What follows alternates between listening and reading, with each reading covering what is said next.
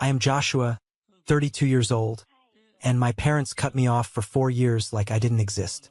Before I tell you about the moment my father tried to financially ruin me in front of a room full of people and ended up leaving in the back of a police cruiser, let me know where you are watching from in the comments. It was a Tuesday morning, exactly 45 minutes past 7. The kind of crisp, sharp autumn morning in the city where you can see your breath in the air and the sunlight hits the brick buildings at a low, golden angle. I was standing behind the massive oak counter of my shop, Riverside Coffee. My hands were wrapped around the cold metal of the portafilter, tamping down freshly ground espresso beans. The shop smelled incredible. A deep, rich mix of dark roast Colombian coffee, warm butter croissants, and the faint scent of cinnamon from the bakery rack. The low hum of the espresso machine and the soft, rhythmic jazz playing from the ceiling speakers created a perfect, peaceful rhythm. This was my sanctuary. I knew every scratch on the hardwood floor because I sanded those boards myself. I knew the slight squeak of the front door hinge. I knew the names of my morning regulars. Mr. Gray was sitting at his usual corner table by the window, adjusting his reading glasses as he folded the morning newspaper perfectly down the middle. A couple of college students were huddled over laptops near the back, and a line of 4 professionals in business suits stood patiently waiting to order. Everything was exactly how it was supposed to be. I had built this life from absolutely nothing. Then the heavy brass bell above the front glass door chimed. It was not a normal chime. Someone pushed the door open with a sudden, violent force, causing it to bang against the rubber doorstop. The cold morning air rushed inside, but that was not what made the hair on the back of my neck stand up. It was the heavy, arrogant, unmistakable sound of leather dress shoes striking the hardwood floor. I did not even have to look up to know my piece was over. My chest tightened immediately, a hard knot forming right beneath my ribs. I wiped my hands slowly on the dark denim apron tied around my waist, took a deep breath to steady my racing heart, and lifted my head. Through the large front window of my shop, taking up 2 parking spaces directly across the street, sat my father's gleaming silver Porsche. It was parked illegally, half up on the curb, the hazard lights flashing as if the rules of the city simply did not apply to him. And there they were, standing right in the middle of my life. My father, Robert, walked in first. He was wearing a charcoal gray tailored suit that probably cost more than my first espresso machine. His broad shoulders were pulled back, his chest puffed out, and his jaw was set in that familiar, hard line he always used when he was preparing to crush a rival in a boardroom. Behind him was my mother. She was wearing a beige cashmere coat, her hair blown out perfectly, her lips painted a severe shade of red. She was scanning my coffee shop with a look of absolute disdain, turning up her nose at the exposed brick walls and the mismatched vintage chairs as if she had just stepped into a biohazard zone. Trailing slightly behind them, holding his latest smartphone up at chest level with the camera lens pointed directly at me, was my younger brother, Matthew. The golden boy. The one who never said no, the one who took the money, the cars, and the expectations without a single complaint. He had a smug, punchable smirk plastered across his face. He was recording. He wanted content. He wanted to capture the exact moment I broke down. They completely ignored the line of customers. They bypassed the 4 people waiting politely and marched straight to the pickup counter. My father placed both of his heavy hands flat on my wooden counter, leaning his weight forward, invading my space. "What a cute little place," my father announced. His voice was booming. It was not a greeting. It was a performance. He projected his voice so the college students in the back and Mr. Gray by the window would stop what they were doing and look. "We are so proud of you, Joshua." Proud. The word tasted like poison. My jaw clenched so hard my teeth ached. But I kept my face entirely blank. I did not flinch. I did not step back. I just stood there, looking at the man who had not spoken a single word to me in 1,460 days. My mother stepped up beside him, resting her hand on his arm. She turned to the young woman standing at the front of the line, flashing a blinding, entirely fake smile. "Isn't it charming?" my mother said loudly. "Our son is so entrepreneurial. We always knew he had a little hobby in him. It keeps him busy. A hobby. A 60-hour-a-week business that paid my mortgage and employed 4 people was a hobby to her. I looked my father directly in the eyes. His eyes were cold, calculating, and completely empty of anything resembling paternal warmth. "Can I help you?" I asked.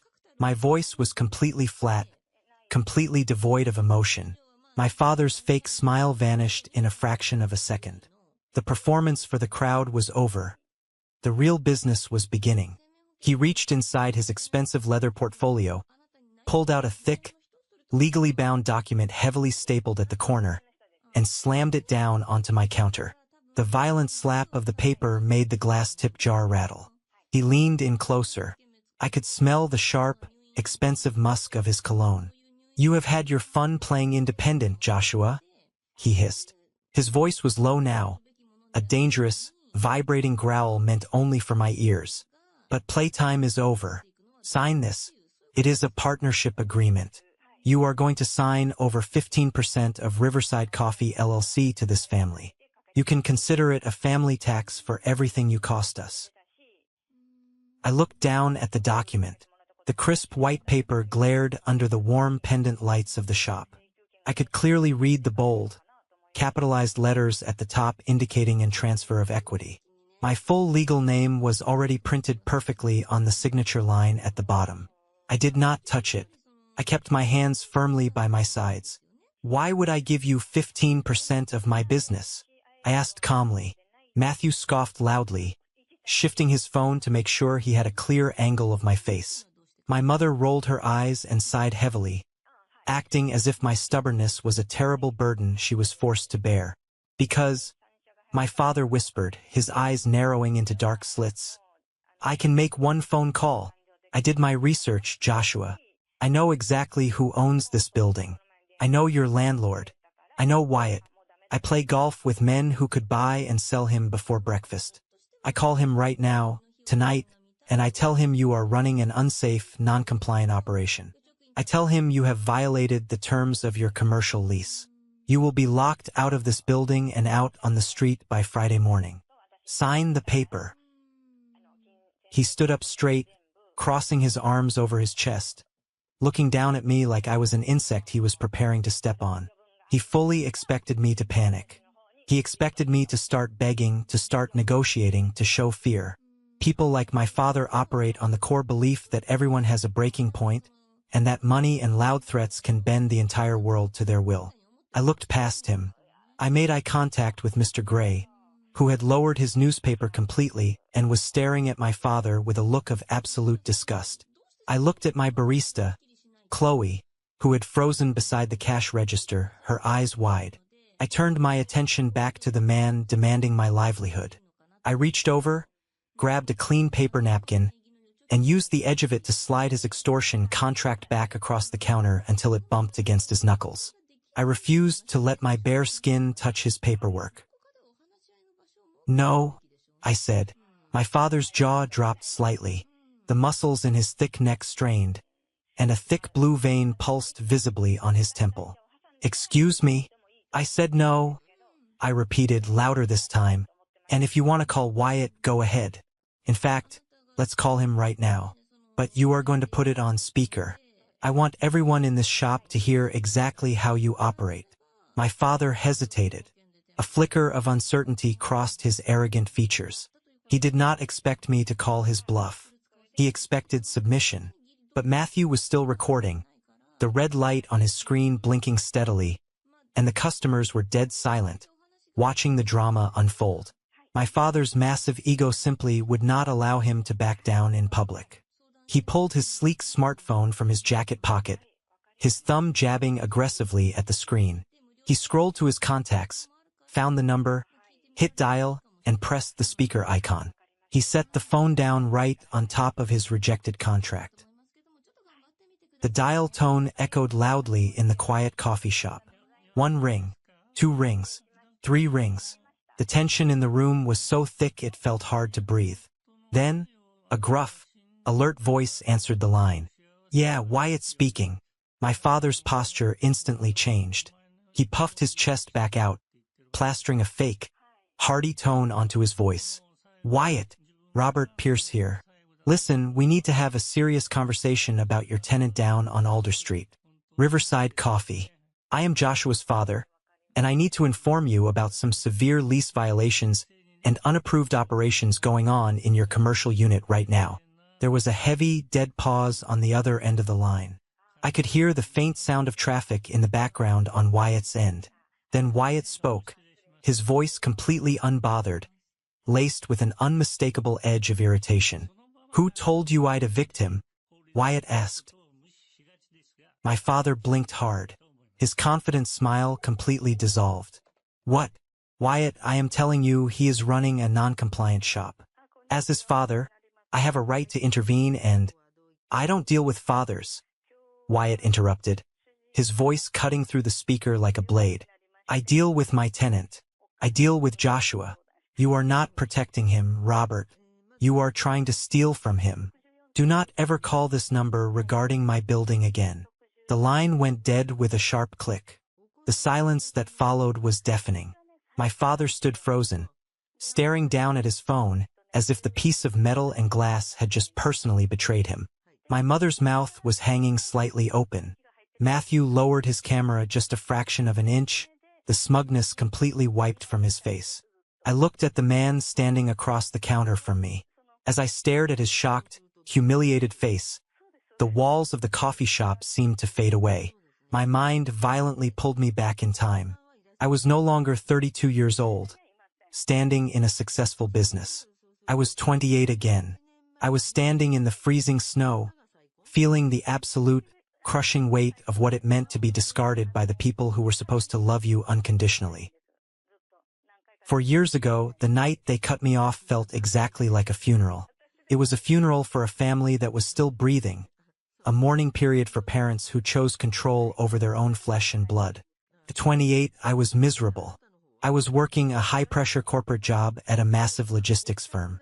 It was a job my father had aggressively maneuvered me into using his golf course connections. I had a massive salary that looked great on paper. I had a corner office with a view of the city skyline. I had a guaranteed promotion to regional director dangling right over my head, promised to me by the end of the fourth quarter. But I was dying inside. I was working 80 to 90 hours a week. I was missing every weekend, every holiday. I was making incredibly rich men even richer by exploiting loopholes and destroying smaller supply chain businesses. Every morning I woke up, looked in the mirror, and hated the man looking back at me. The stress was physically destroying my body. I was losing weight, my hair was thinning, and I could not sleep for more than 3 hours a night without waking up in a cold sweat. One evening in late November, I drove to my parents' massive, gated estate in the suburbs. We were having a formal family dinner in their dining room. The table was set with heavy silver cutlery and crystal glasses. My mother was serving a roast. Matthew was talking loudly about a new sports car he wanted. I waited until the plates were cleared, and then I told them the truth. I looked my father in the eye and told him I was resigning the next morning. I told him I could not do it anymore. I told him I wanted to take whatever savings I had, secure a small commercial loan, and open a coffee shop. It was a dream I had held onto since college, a dream I had buried to make him happy. The reaction was not disappointment. It was an explosion of pure, unadulterated rage. My father grabbed his heavy crystal whiskey glass and hurled it across the room.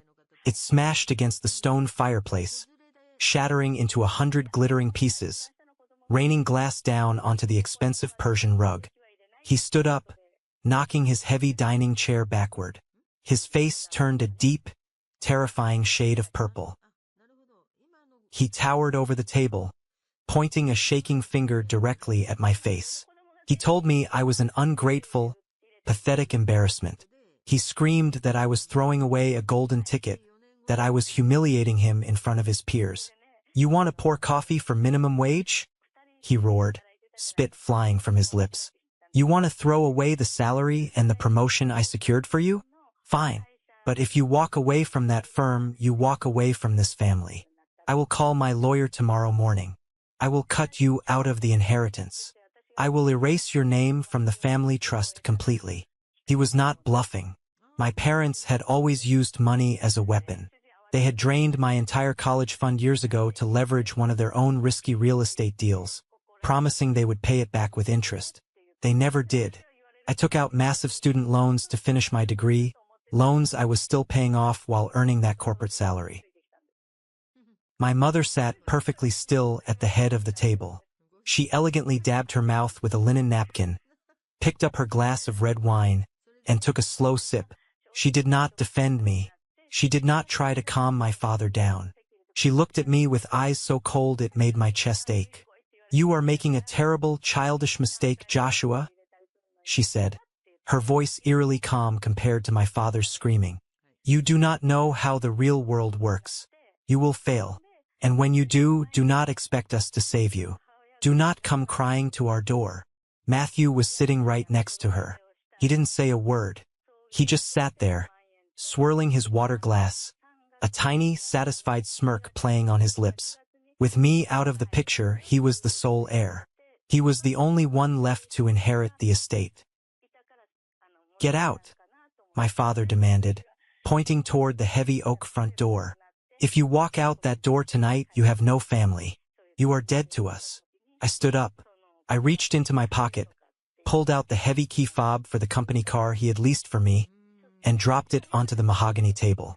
It landed with a heavy thud. I turned around and walked out. I walked out into the freezing November night. I did not have a heavy winter coat. I did not have a safety net.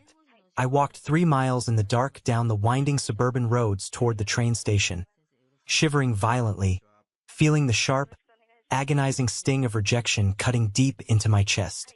They cut me off completely. They did not call the next day. There were no phone calls on Thanksgiving. No messages on Christmas checking to see if I was warm or if I had food. Total, deafening, intentional silence. The days and weeks that followed were the darkest period of my entire life. I was completely alone in a massive city. I had some corporate savings, but breaking my apartment lease to find something cheaper drained almost all of it. I did not have enough capital to survive and start a business simultaneously. I needed a bridge loan. I needed a friend. I swallowed my pride and called Elijah. Elijah and I grew up together. We went to the same elite private schools. We played on the same tennis teams. His family went on vacations with my family. He was the closest thing I had to a brother besides Matthew. I drove my newly purchased, beat-up used sedan to his luxury apartment complex downtown. I just needed to sleep on his couch for 1 week while I finalized a cheap apartment rental and figured out my next move. I knocked on his door. When Elijah opened it, he only opened it a crack, leaving the security chain attached. He wouldn't look me in the eye. He stood in the narrow doorway, blocking my path, staring down at his expensive sneakers. "I can't let you in, man," Elijah muttered. His voice was incredibly tense. "What are you talking about?" I asked, completely confused. "Eli, it is freezing out here. I just need a couple of days. I'll stay out of your way." Elijah shifted uncomfortably, running a hand through his hair. "Your dad called me this morning. He called my dad, too. He said if I help you, if anyone in our circle helps you, he pulls his firm's investment portfolio out of my tech startup. It would bankrupt me, Josh. I can't risk it. I'm so sorry, man. You should just go home and apologize to him. It's not worth it." He gently closed the door in my face. The heavy lock clicked into place. I stood in that pristine, carpeted hallway, staring at the brass numbers on his door. My chest felt hollow. The air was sucked completely out of my lungs. I realized right then the true, terrifying reach of my father's power. He was not just locking me out of his house. He was actively, aggressively trying to starve me out of the city. He was cutting off my social lifelines. He wanted me desperate. He wanted me broken. He wanted me crawling back on my hands and knees, begging for my miserable corporate salary, begging for his approval, begging for the miserable life he had designed for me. I walked back down to my cold car. I gripped my steering wheel so hard my hands shook, tears of pure, hot frustration burning my eyes. Sitting in the dark, I made a promise to myself. I would never crawl. I would never ask them for a single dime. I would rather starve on the street than give them the satisfaction of seeing me break. I lived out of the back seat of my car for a month and a half. I bought a cheap membership to a 24-hour gym just so I could take hot showers and brush my teeth before sunrise. I worked 3 different minimum wage jobs. I worked retail during the day, waited tables at a diner at night, and did freelance data entry on my laptop in the back of my car until my eyes blurred. I saved every single penny. I ate ramen noodles and day-old bread. Eventually, I scraped together enough cash to secure a deposit for a commercial lease. I found a rundown, abandoned, disgusting corner unit on Alder Street. The previous tenant had left it in ruins. The floorboards were rotting, the windows were cracked, and the plumbing was ancient. But it was mine. I signed the lease. I moved a sleeping bag into the back storage closet and spent every waking hour in that building. I could not afford contractors. I taught myself basic commercial plumbing by watching hundreds of hours of videos online. I rented a heavy industrial sander and sanded the rotting hardwood floors for 3 days straight until my hands were covered in bloody blisters. I bought a broken, used commercial espresso machine from a bankrupt diner and refurbished it myself, ordering replacement parts one by one. It was an agonizing, brutally hard process, and it was made infinitely harder when the original owner of the building, a sleazy, fast-talking real estate flipper named Julian, decided to try and screw me over. Right as I finished the final renovations, Julian got a massive cash offer from a corporate developer who wanted to bulldoze the entire block.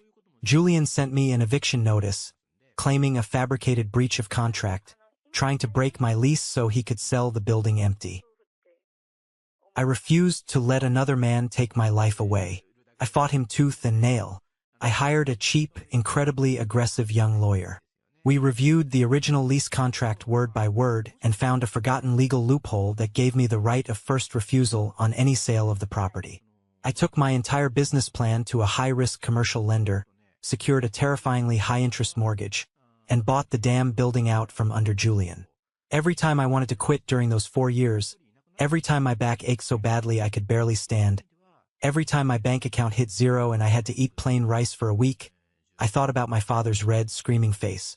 I thought about my mother's cold, dead eyes. Their rejection became my fuel. Their cruelty became the foundation I built my entire life upon. For years of grinding, sweating, and bleeding built Riverside Coffee. It was my heart. It was my home. And now, snapping back to the present moment, looking at my father standing arrogantly at my beautiful wooden counter, demanding 15% of the life I built from the ashes he intentionally left me in, I felt a cold, hard, unbreakable resolve settle deep into my bones. The shock of Wyatt hanging up on him wore off in a matter of seconds. My father's face flushed a deep, angry, mottled red. He shoved his phone violently back into his suit jacket pocket, gripping the edge of the wooden counter so hard his knuckles turned completely white. When bullies lose their primary weapon, they do not retreat. They do not apologize. They just reach for a heavier, dirtier club. You think that matters? My father spat, leaning over the expensive espresso machine I had rebuilt with my own hands. His voice dropped to a menacing, guttural growl. You think a landlord liking you keeps you safe in the real world? You own a restaurant, Joshua. Do you have any idea how fragile this industry is? I kept my hands resting easily, loosely on the counter. I did not break eye contact. Enlighten me. I have friends on the city council, he threatened, jabbing a finger toward my chest. I know the chief health inspector for this specific commercial district. I know the fire marshal. I can have a full, invasive audit triggered on your business taxes before the end of the week. I will have them inspect every single electrical wire, every water pipe, and every crumpled receipt in this miserable little shack. I will bury you in legal fees, code violations, and municipal fines until you are begging me to take this place off your hands just to escape bankruptcy. He was describing institutional harassment like he was ordering a cup of coffee. He was entirely serious.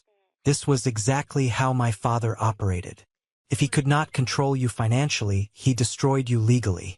He weaponized the system against anyone who dared to stand in his way. Matthew stepped closer to the counter, his phone still angled directly at my face. "Just sign the paper, Josh," he said, trying to sound tough, trying to sound like his father. "Dad is giving you an easy way out. Don't be an idiot. You can't fight him." My blood boiled beneath the surface of my skin, but my face remained completely still. I looked at my brother, the kid who had his entire college fund handed to him, who drove a car paid for by the trust fund, trying to act like a mob enforcer in my coffee shop. My mother, possessing the terrifying emotional radar of a true manipulator, realized the aggressive intimidation tactic was making the customers deeply uncomfortable. A few people near the back had hastily packed up their laptops and practically ran out the door. Others, like Mr. Gray, were watching closely, their faces tight with concern. She instantly shifted gears, deciding to pivot and play her absolute favorite role: the heartbroken, long-suffering, caring mother. She turned away from me and looked directly at Mr. Gray, who was standing solidly by the pickup counter holding his newspaper like a shield. "I am so sorry you have to see this unpleasantness," she said to Mr. Gray, placing a trembling hand over her heart. Her voice was shaking perfectly. It was an Oscar-worthy performance. "Our son has always been mentally unstable. He cuts people out of his life for no reason. He makes incredibly rash, impulsive decisions. We are just trying to bring him back into the safety of the family. We want to help manage his assets so he doesn't completely ruin his own life." Mr. Gray looked at her. He looked at her expensive coat, her perfect hair, and her fake, teary eyes. Then he looked at me. Mr. Gray knew that I arrived at the shop at 4:30 a.m. every single day to bake the pastries. He knew that I remembered he took a splash of oat milk and no sugar. He knew the names of his grandchildren because I asked about them every Tuesday. Mr. Gray did not buy her toxic act for a single second. He just took a slow, deliberate sip of his hot coffee, tightened his grip on his newspaper, and stepped back, crossing his arms over his chest like a silent sentry. My mother turned back to me, her eyes immediately narrowing into vicious slits. The sweet, caring mother act melted away the instant she realized the audience wasn't buying it. "You are embarrassing us, Joshua," she hissed. "You always do. We gave you everything. We gave you a perfect life, and you repay us by serving coffee to strangers like a peasant. Sign the document. Give your father the equity he is asking for, and we will make sure you don't go bankrupt and end up sleeping on the streets again." "You want 15%? I stated flatly, ignoring her insults completely. "To start," my father corrected, aggressively adjusting his silk tie. "We will handle the back-end corporate finances. We will streamline your operations. You just stay behind the counter and make the coffee." I looked at the three of them, my family, the people whose blood ran in my veins, the people who were supposed to protect me, guide me, and love me were standing in my place of business, threatening my livelihood, trying to legally extort me in broad daylight. "Chloe," I said, not taking my eyes off my father's face for a second. Chloe stepped up right beside me. She was a tough, 22-year-old college student who took exactly zero garbage from anyone. "Yes, boss. Can you watch the register and keep an eye on the floor for exactly 2 minutes?" "Got it," she said firmly. She crossed her arms and glared openly at my father. I turned my back on my family. I did not rush. I walked at a normal, measured pace down the length of the counter to the small, reinforced office door at the back of the shop. I keyed in the 6-digit security code, stepped inside the cramped office, and knelt down on the concrete floor. I spun the dial on the heavy steel safe bolted into the foundation. I didn't need to search through the files. I knew exactly where the folder was. It was a thick, heavy, blue manila folder. I had spent thousands of dollars on my lawyer to ensure that every single piece of paper inside this folder was absolutely bulletproof. It was the armor I had spent 4 years forging. I grabbed the heavy blue folder, locked the safe securely, and walked back out to the front counter. I dropped the folder directly on top of my father's ridiculous extortion contract. The heavy slap of the paper echoed in the tense silence of the shop. You want to talk about assets, compliance, and legalities, I said, my voice cutting through the tension in the room like a freshly sharpened knife. Let's talk about it. Let's talk about exactly what you are trying to steal today. My father looked down at the blue folder. He frowned, his thick eyebrows pulling together. What is this garbage? Open it, I challenged him. I stepped back and gestured toward the folder with an open hand. Read it. You are a businessman. Read the paperwork. My father sneered, but his inherent arrogance and curiosity got the better of him. He flipped open the heavy cover of the blue folder. The first document on top was a standard city commercial operating license. He glossed over it, barely reading the print. The second document was a past, pristine fire inspection report from exactly 3 months ago. He scoffed loudly, looking up at me as if I was wasting his incredibly valuable time. You think basic operational permits impress me, Joshua?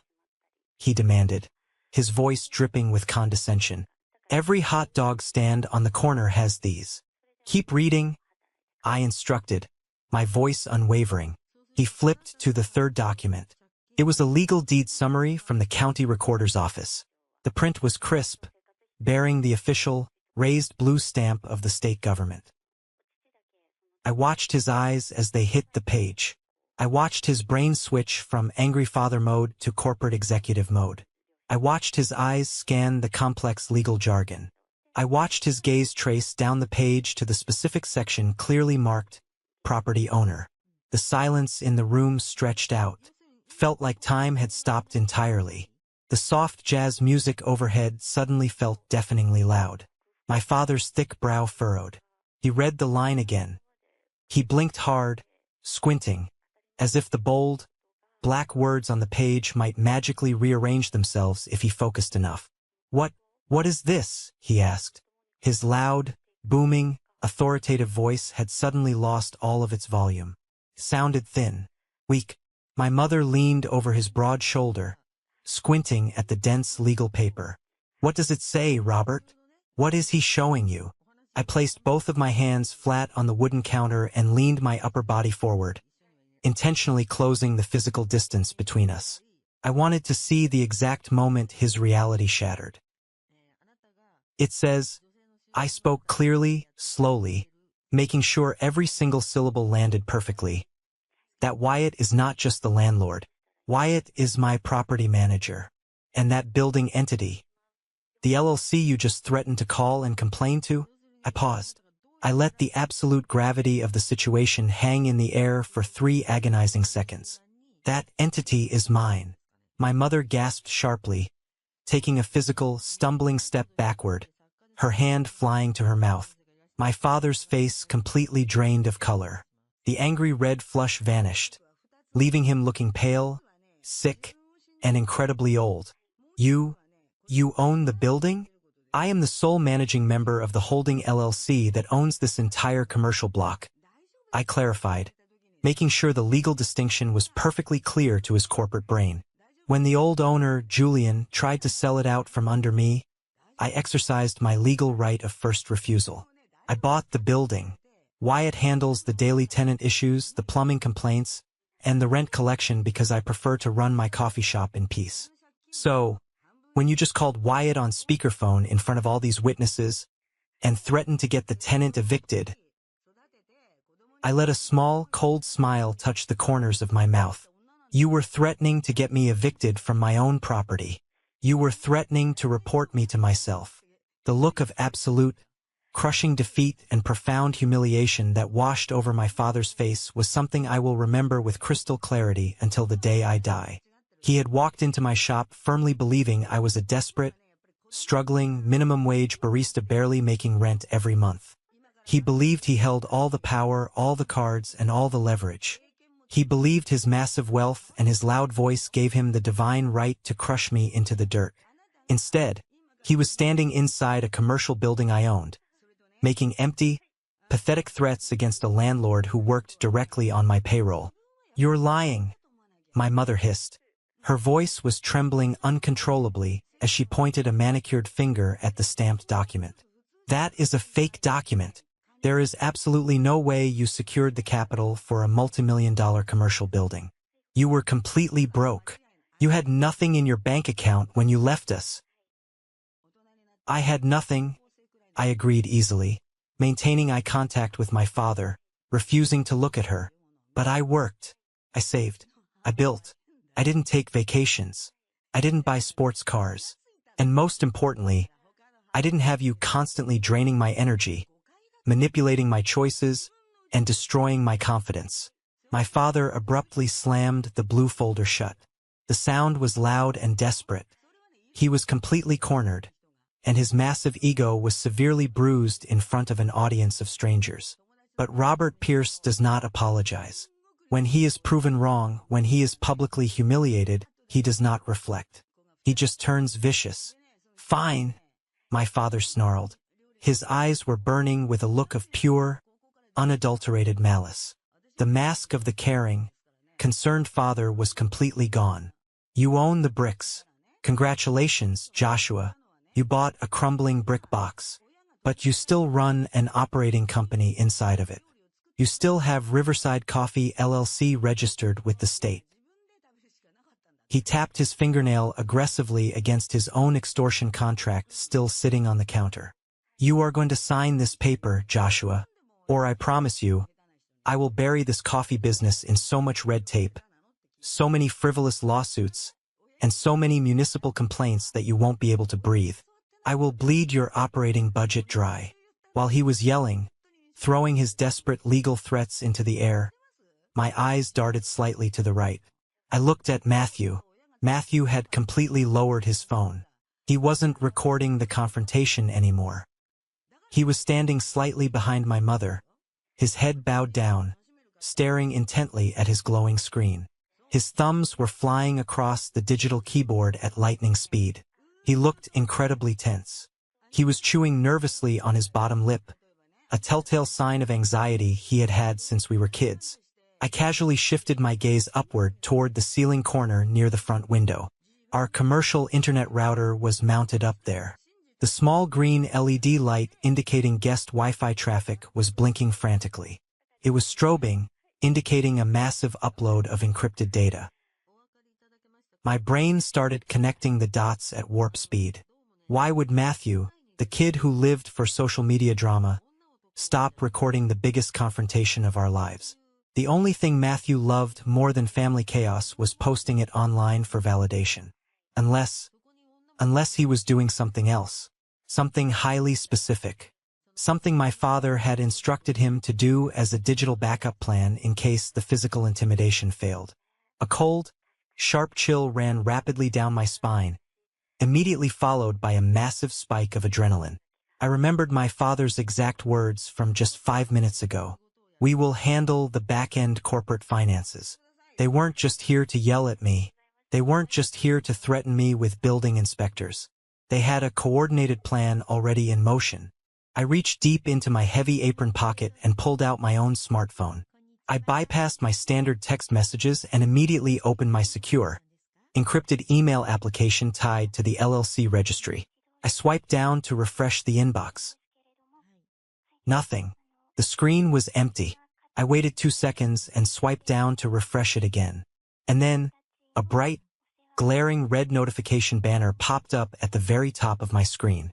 The email subject line read, in bold, terrifying letters, urgent notification. Change of control request initiated, Riverside Coffee LLC. My heart slammed against my ribs like a sledgehammer, but my hands remained perfectly, unnaturally steady. I tapped the email to open the full report. It was an automated, high-priority security alert from the state's Corporate Compliance Registry Office. Someone was actively, in real time, trying to legally hijack my business entity. They were attempting to file a fraudulent change of registered agent and managing member form, attempting to digitally insert their own names onto my corporate filings, effectively locking me out of my own company's bank accounts and tax profiles.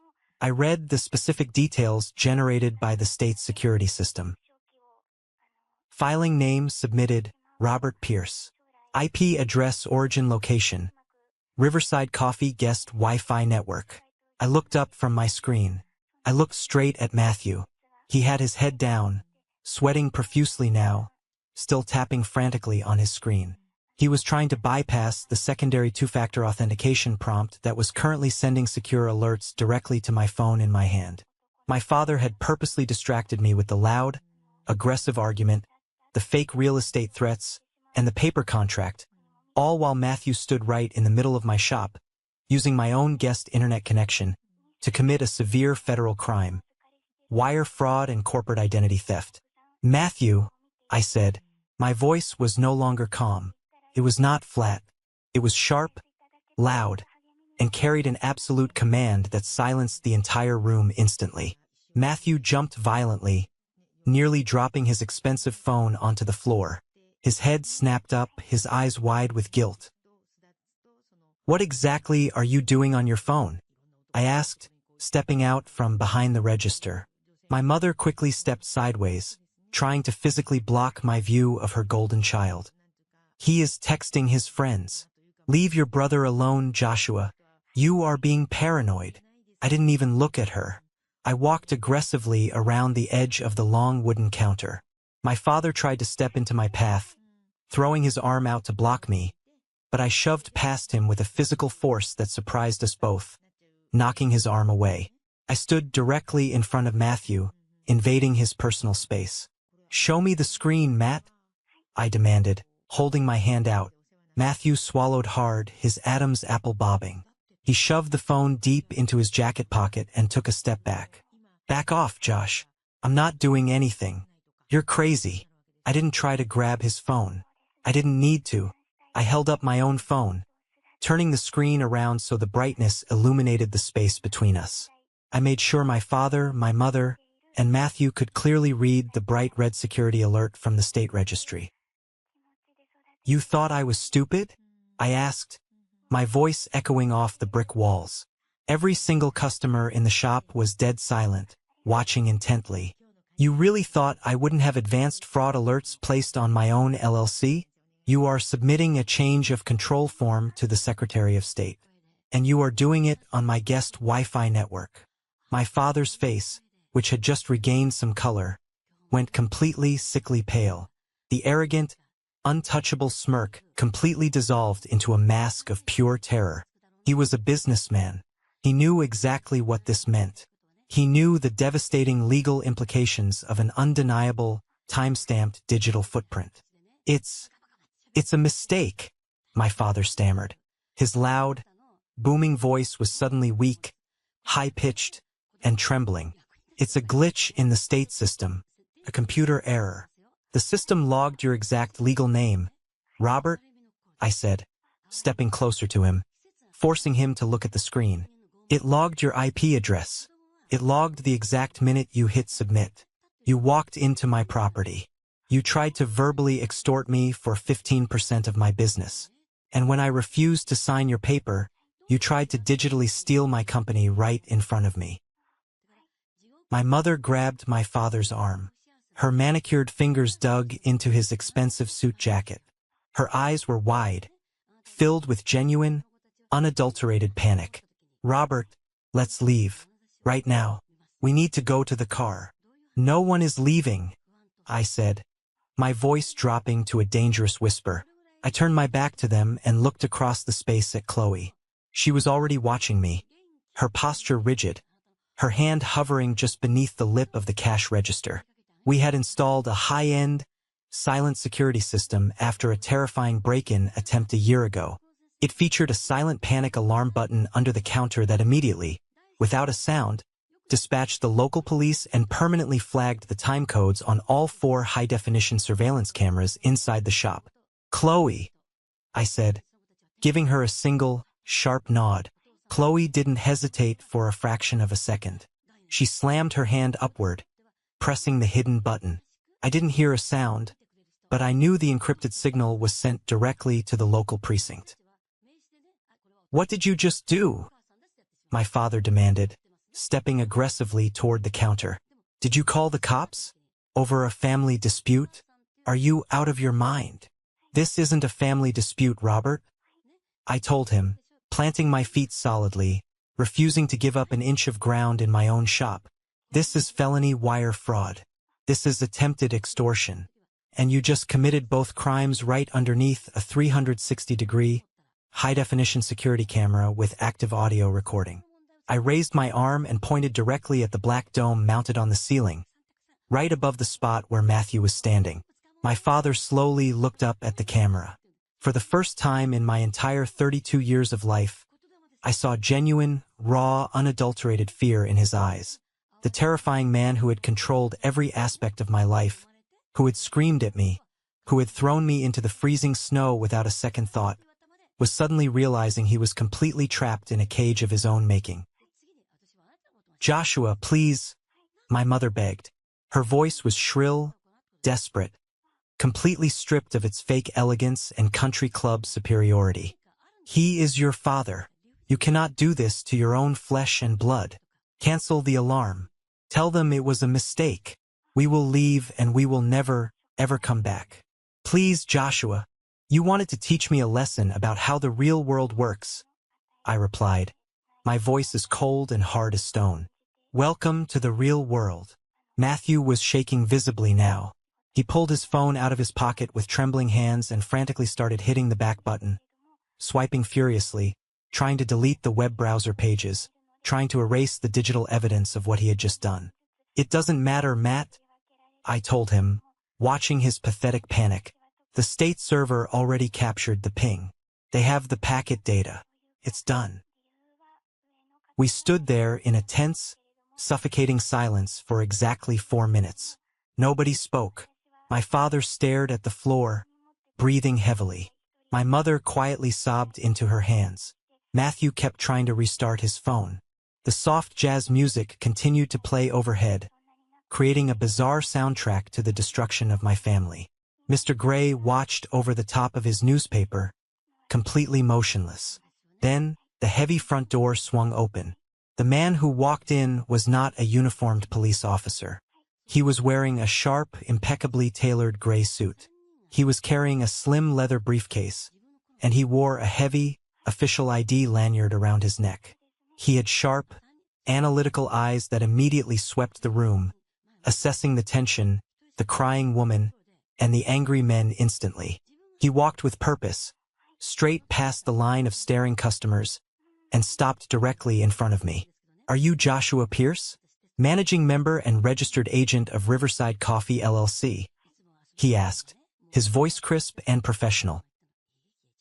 "I am," I said. The man reached into his jacket pocket and pulled out a heavy metal badge mounted on leather. "My name is Nathan. I am a senior investigator with the State Corporate Compliance and Fraud Office. Our automated security system flagged a high-priority emergency fraud alert originating from this exact address. Specifically, we detected a forceful, unauthorized attempt to alter corporate registration data and transfer executive control from an unverified IP address." My mother let out a small, terrified gasp, clutching her designer purse to her chest. My father looked like he was going to be physically sick. The color completely drained from his face again. "I received the security alert on my end as well," I told Nathan, showing him the red banner still glowing on my phone screen. "The filing attempt was completely unauthorized. I did not initiate it." Nathan nodded curtly. He set his briefcase on the counter, snapped it open, and pulled out a digital tablet.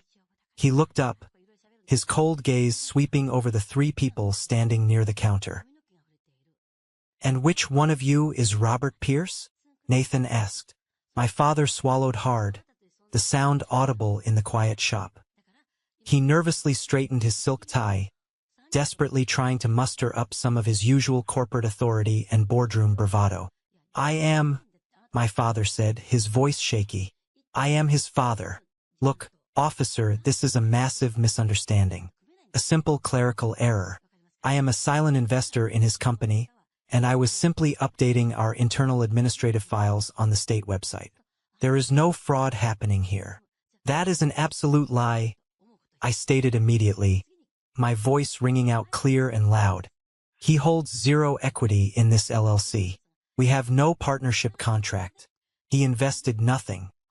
He was actively attempting to verbally extort me for 15% of my business mere moments before the digital filing was initiated by his son on my guest network. Nathan didn't even blink at my father's excuse.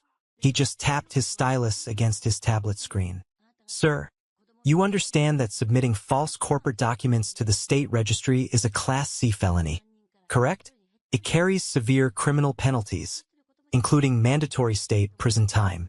Before my father could formulate another desperate lie, the heavy glass door of the shop opened again. This time, the bells chimed over the sound of heavy, authoritative boots hitting the hardwood floor. Two fully uniformed city police officers stepped into the shop. Officer Carter, a tall, imposing man with a stern face and a shaved head, and his younger partner, Officer Luke. Through the front window, cutting through the morning sunlight, I could see the bright red and blue lights of their cruiser reflecting wildly off the hood of my father's precious, illegally parked silver Porsche. We got a silent panic alarm triggered from this location, Officer Carter said, his hand resting casually but purposefully on his heavy-duty belt. He scanned the room, his eyes lingering on the crying woman and the pale men, before looking directly at me. Are you the owner? Is everyone in here safe? I am the owner, I said firmly. I am safe. But these three individuals walked into my business and attempted to verbally extort me for a percentage of my company. When I refused their demands, they used my Wi-Fi network to attempt a fraudulent, illegal takeover of my LLC registry with the state. The state compliance investigator is standing right here, confirming the digital trail. Officer Carter looked at Nathan. Nathan gave a single, curt nod and turned his tablet screen to show the police officer the flagged IP address and the timestamped state logs. Officer Carter's jaw tightened. He looked directly at my father. Sir, Carter said, his voice deep and commanding.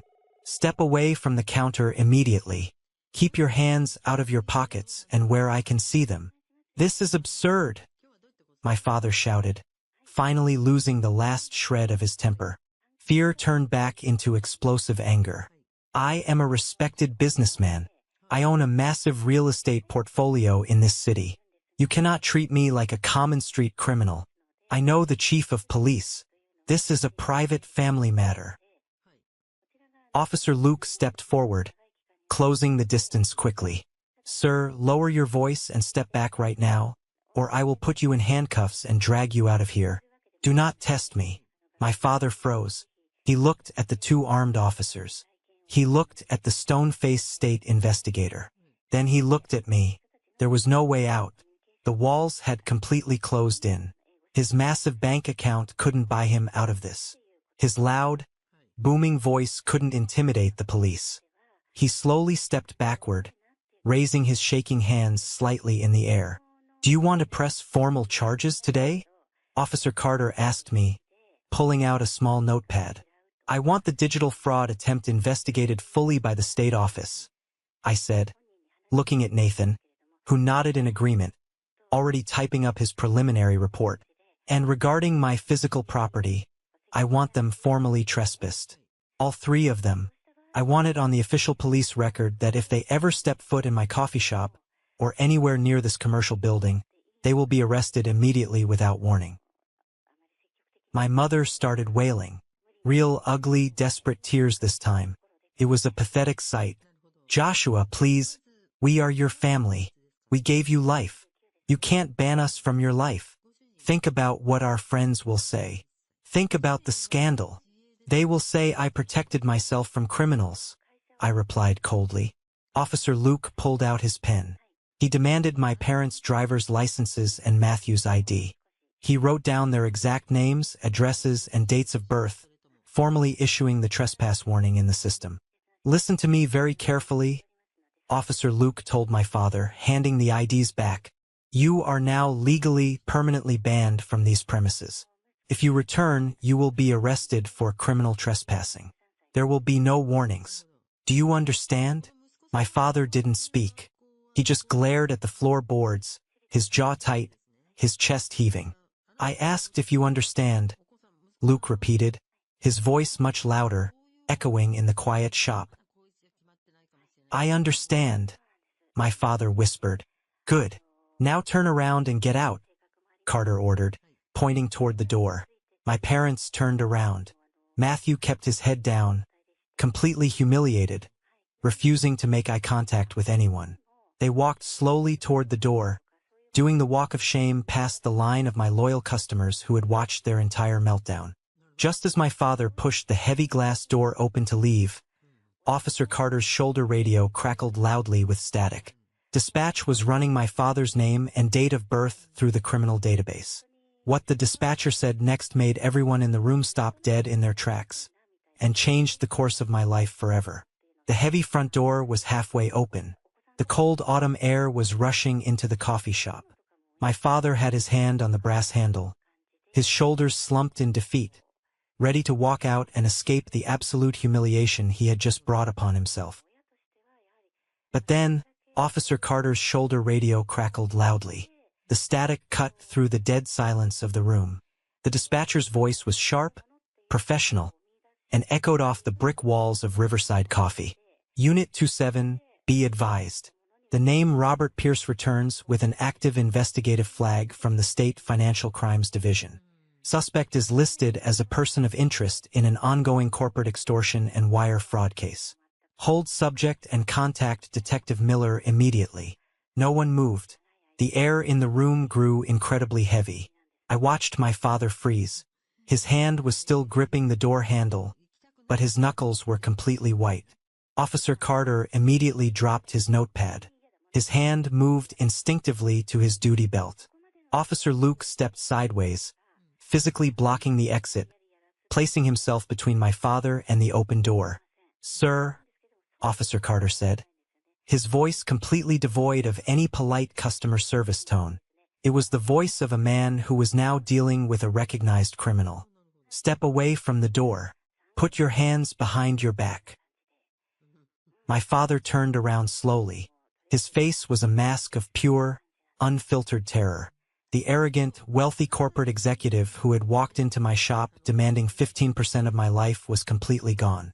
He looked small. He looked pathetic. This is a mistake, my father stammered, his voice cracking.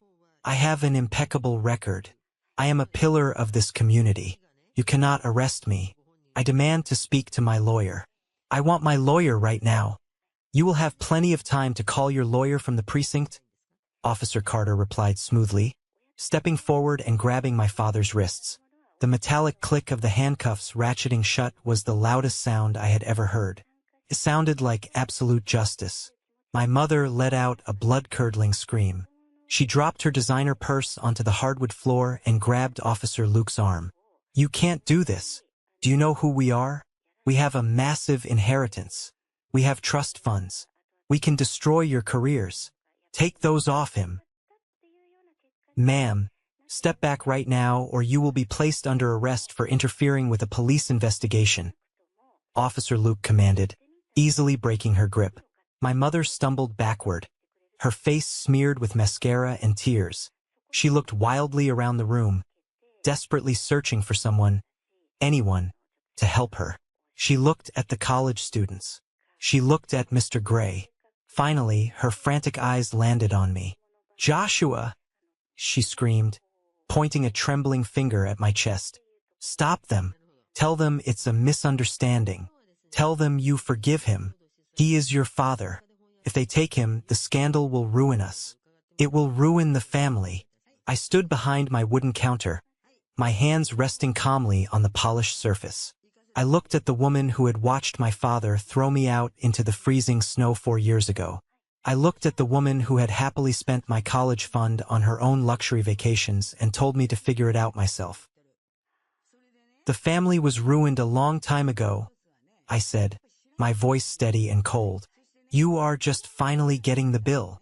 I turned my attention to Nathan, the state corporate compliance investigator, who was quietly typing on his tablet, documenting every single second of the interaction. What did the dispatcher mean? I asked him directly. What active investigation? Nathan looked up, adjusting his glasses. He looked at my handcuffed father, then back to me. I cannot discuss the intimate details of an ongoing state investigation with a civilian, Mr. Pierce. However, I can tell you that the exact digital footprint we caught today, using a public guest Wi-Fi network to aggressively hijack a commercial LLC registry after a verbal intimidation attempt, matches a specific modus operandi. We have another small business owner, a woman who runs a boutique across town, who filed a very similar report 3 months ago. Your father attempted to force her into a hostile takeover. She refused, and hours later, someone tried to digitally steal her company. We just needed to catch him in the act to connect the IP address to his physical presence. Thanks to your security cameras and your immediate silent alarm, we have him dead to rights. A cold wave of realization washed over me. My father was not just a domestic abuser. He was not just a toxic parent who wanted to control his son. He was a serial corporate predator. He had built a system out of finding vulnerable small business owners, intimidating them with his wealth, and stealing their hard-earned equity through digital backdoors and legal threats. He thought he could do the exact same thing to me because I was his son. He thought my lifelong fear of him would make me the easiest target of all. He was incredibly wrong. Matthew, Officer Carter barked, turning his attention to my younger brother. Matthew was plastered against the front window, trying to make himself invisible. Hand over the cell phone, right now.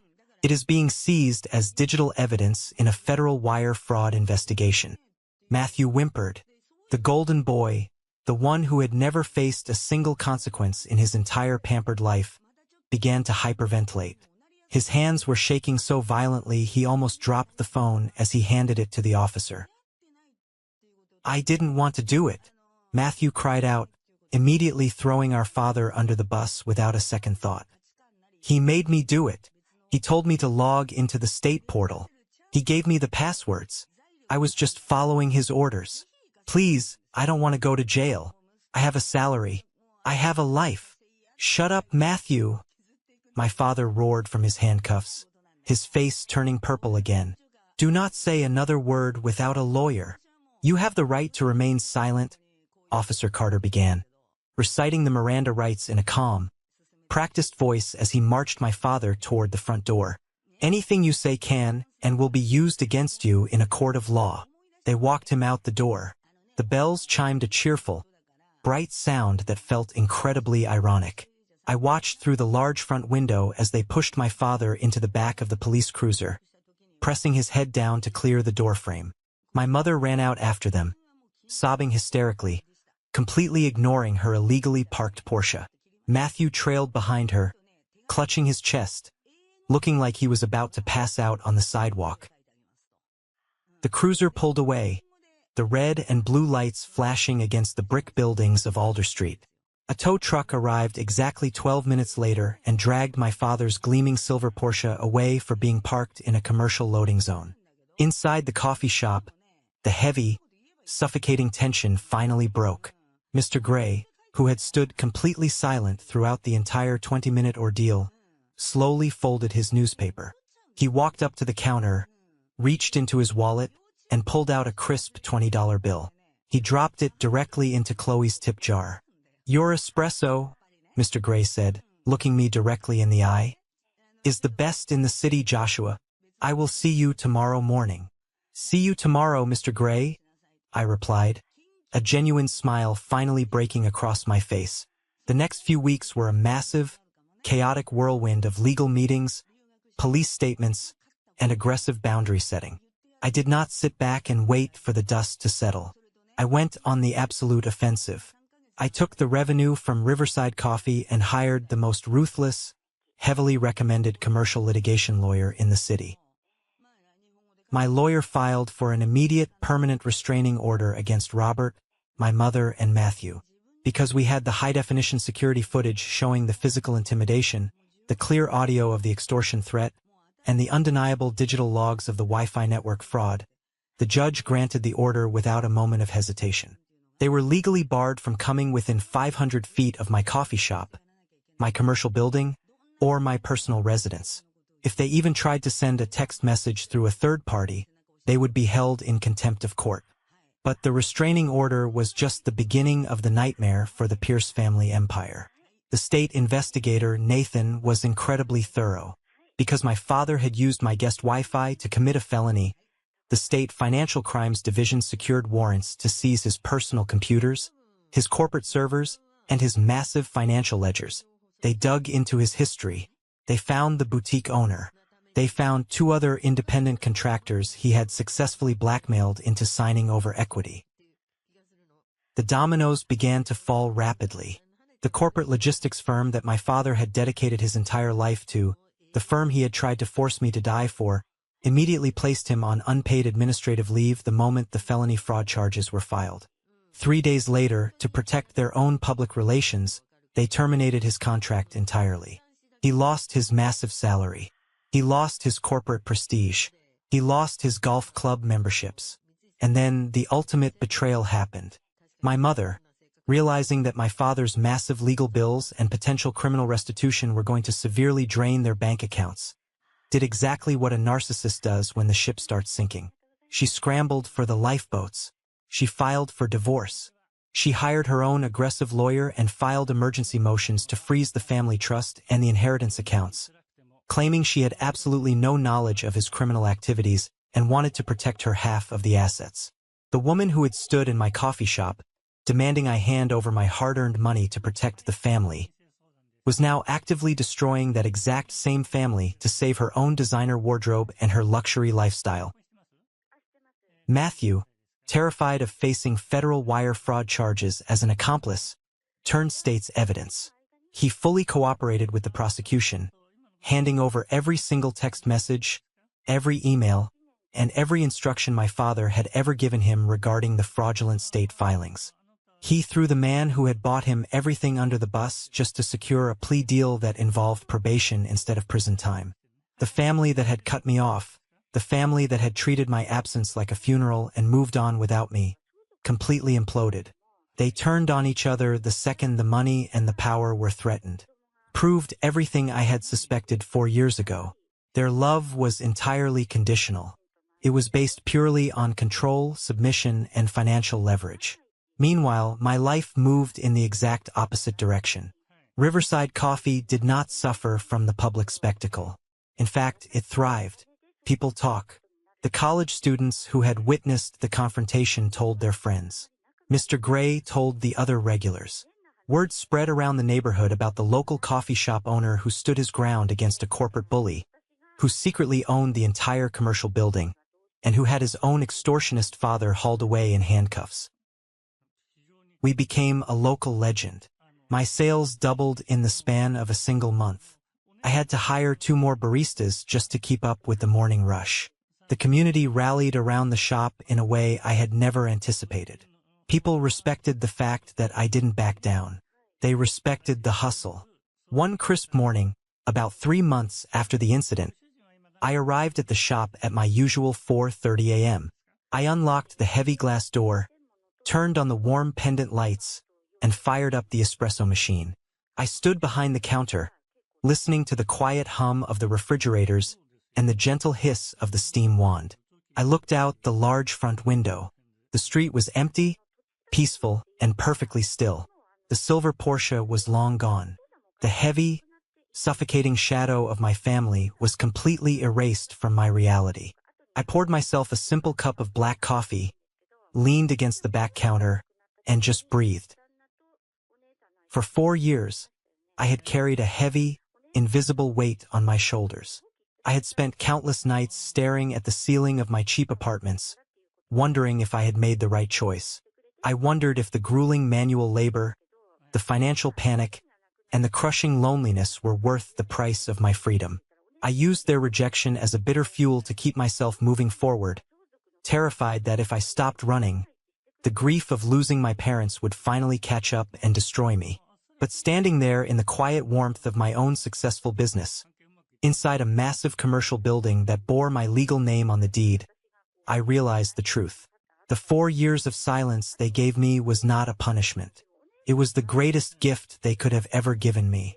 The silence gave me the space to figure out exactly who I was without their constant, toxic manipulation.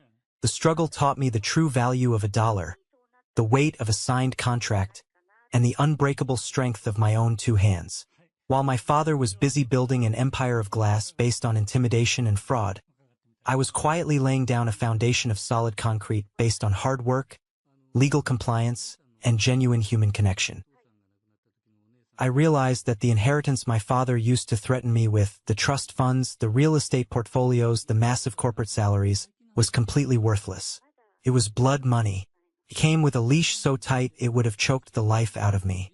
I would rather serve coffee to Mr. Gray every single morning for the rest of my life than spend one more day sitting in a corner office, miserable, trying to earn the approval of a man who viewed his own son as a financial asset to be leveraged. I learned that family is not defined by blood. Blood is a biological accident.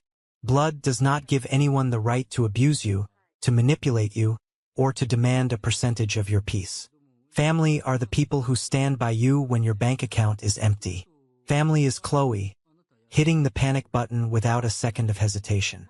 Family is Wyatt, refusing to entertain a bully on the phone. Family is Mr. Gray, dropping a $20 bill in the tip jar after watching my entire world collide. You build your family through mutual respect, trust, and shared struggles. You do not inherit it. If there is one profound lesson I want you to take away from my story today, it is the absolute, undeniable power of documentation and boundaries. If you have a toxic person in your life, whether it is a parent, a sibling, or a boss, who constantly uses emotional guilt, financial threats, or sheer volume to control you, you must stop fighting them with emotion. Narcissists and bullies feed on your emotional reactions. They want you to yell. They want you to cry. They want you to feel crazy. Instead, fight them with cold, hard paper trails. Save the emails. Document the interactions. Secure your assets legally. Install the cameras. Build a fortress of compliance around your life that is so incredibly strong, they shatter their own teeth when they try to bite you. My father thought he could roll into my shop and overwhelm me with his presence.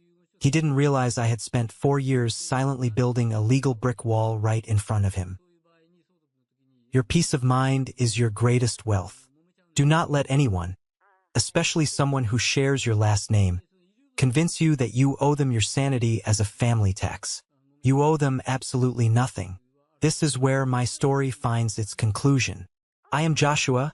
I am 32 years old, and I am the sole owner of Riverside Coffee.